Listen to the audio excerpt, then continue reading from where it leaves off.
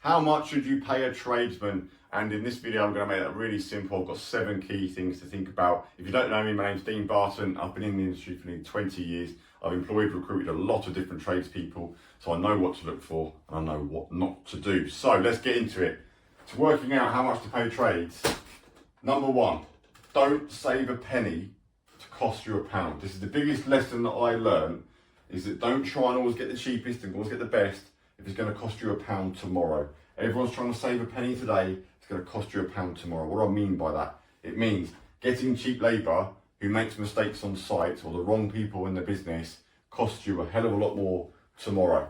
So it's always better off paying people the right money if they're the right person, they've got the right skills, they've got the right attitude, which is other things I'm going to look into today. But have this mindset that you get what you pay for. We all understand that, we all know that.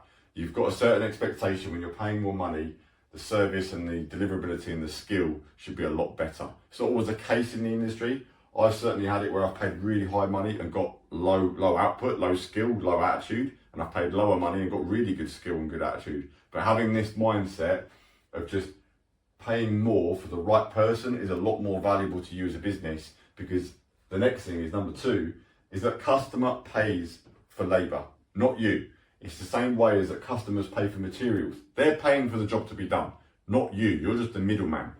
The cost and the expense of good labour is not a direct cost to you. It's a cost of sale or a cost of goods sold from an accounting point of view. And that's the mindset you want to have with it, is that if your customer's paying for it anyway, it makes sense to get the best labour you possibly get.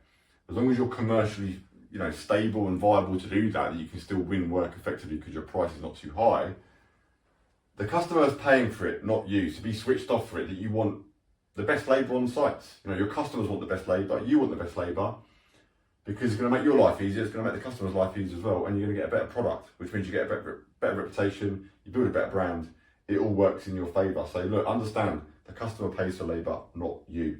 And then next, number 3, the debate of attitude versus skill. Now I would argue that a good attitude is more valuable, in return means you can pay someone more money than all just a skill set. And if you can get someone with a great attitude and a skill set, that's a lot more valuable as a person. And I think this is where the issue comes with the industry, is that people that do similar jobs, the day rates can be all over the place. Some person could be doing the same job and they're on £200 a day.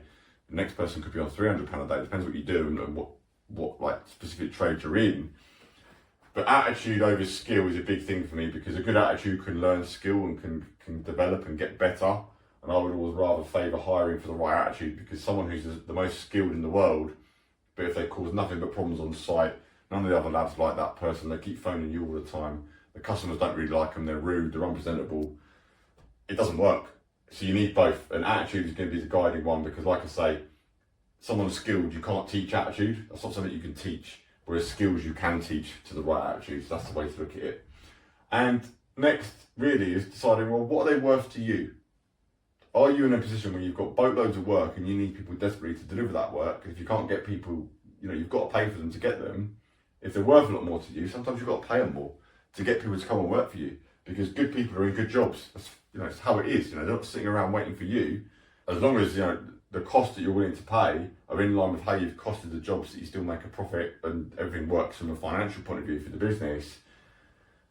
Sometimes it comes down to this question, well, what is that person actually worth to me? Are you desperate for people right now? So you've got to pay a bit more and you've got to increase your prices to do that.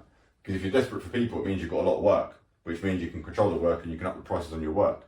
Whereas if you're not desperate for people, it's because you haven't got enough work. So it's a swings and roundabouts debate, but sometimes you have to ask yourself, what is that person worth to you? Do you really need them, or does it allow you to get off the tools and buy back your time, which is a hell of a lot more valuable, because you're then building a business and then making a lot more money. Number 5, pay the best. Don't try and be the company that's always looking to be cheap, because that's just not what you want to be. You want to work for the best clients and you want to pay the best as well. And what do I mean by that? I don't mean take the piss out of yourself and get ripped off. I mean, if there is an average rate in your area for whatever trade it is you do, let's say it's £200 a day, and that is the top rate that people earn for that job. Whereas some people are getting paid 140, 150, 160. I would aim to try and get all of your guys that are skilled enough and have the right attitude that you are paying the top rates for the area. So then people want to work for you.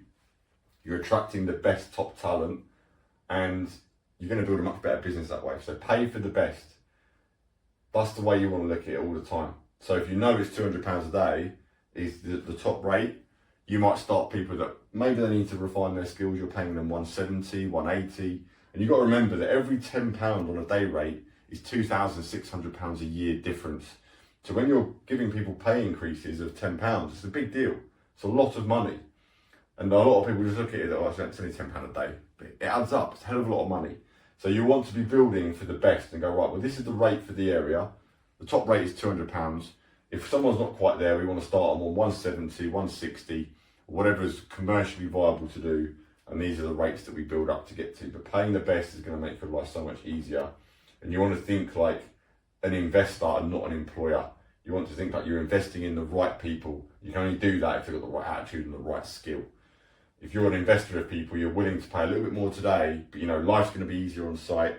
The job's going to get done quicker. It's going to get done right first time and not cost you extra days at the end of the job because things have been done wrong. The customers are happy, which is the most important thing as well.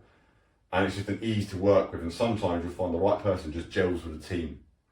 And a lot of times you'll find people that they just won't work with your team. They just won't fit in. And this is what you've got to look at as well as a business owner. Going, will they fit with that team? Will they fit with those lads? Will they fit with the type of clientele that you've got? Because if you've got high-end clientele, which is what you really want, you're going to need smart, presentable, very well organised, very good at communicating staff and labour on site, because you're not employing them just to be a tradesman. You're employing them to represent your company.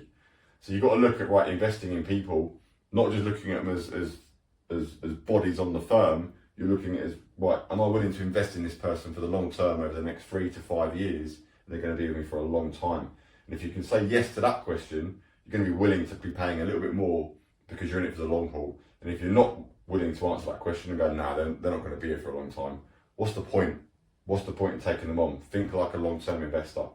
And number 7, you've got to remember, business is all about the financials and the profit margin. So if you're paying labour more money, let's say your guys are on that £200 a day, if you're adding a clean set margin on top of that, you're earning more money on that person than if you're paying 150 and you've got the same margin on top, because you've got less of profit on. So let's do it as just an example to show you guys. So we take 150 divided by 0.8. So let's say we put a 20% margin on that 150. 150, 20% will equal 187. That's a horrendous 8, but £187.50. So you're earning £37.50 a day on that person. That's your profit on that person with a 20% margin. Now, if you've got people with labour in your business that are £200 a day, you do the same format. You're then getting 220% equals a charge out of £250 a day, which you're earning 50 quid a day on that person. So you're earning more money. And obviously your price is going to be higher to the customer, but this is where the importance of brand, being well positioned in the market where customers want to use you, that are willing to pay high price, because most customers are not looking just on price, they're looking at speed, service, deliverability of the company, and being secure using your company, especially if someone's using you to do a 50 grand job, a 100 grand job, a 200 grand job. It's more important that you're the right company to work with in the first place. So paying labour the right money does actually benefit you as a business as well, from the financial point of view and a margin point of view. And that's the way you want to look at it. Look at those 7 steps. Hope that's helped, hope that's made that clear for you, but pay for the best. It makes life so much easier. And that's it, guys. If you like this video, check out the link below. There is a link there to get 30 days of free business mentorship, loads of stuff like this to help you guys out. Click the link, check it out, and I'll see you on the next one. Bosh.